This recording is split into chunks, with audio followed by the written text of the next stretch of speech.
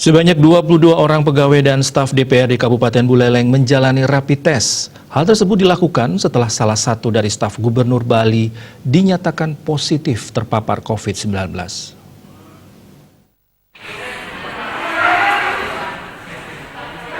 Rapid test dilakukan terhadap orang-orang yang kontak langsung maupun bertemu dengan tim ahli yang terkonfirmasi positif COVID-19.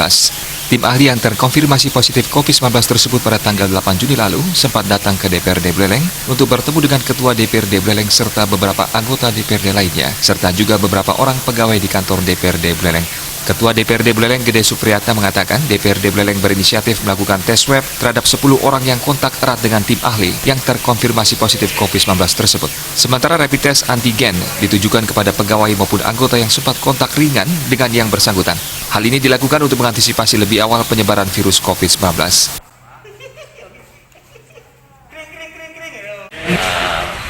Hasil swabnya positif.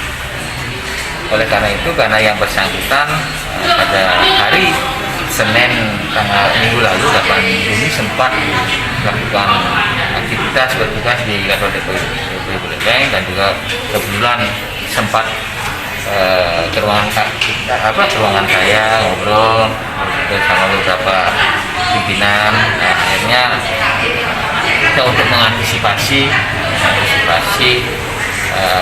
hal-hal yang tidak diinginkan lebih awal kita melakukan rapid maupun swab. Mudah-mudahan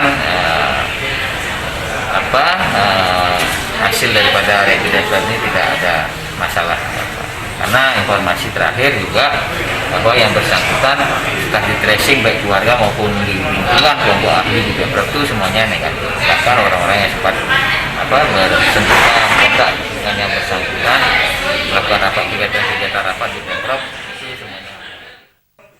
Dari hasil rapid test antigen yang dilakukan terhadap 22 orang, baik Ketua DPRD Buleleng, anggota DPRD Buleleng maupun pegawai dinyatakan non-reaktif.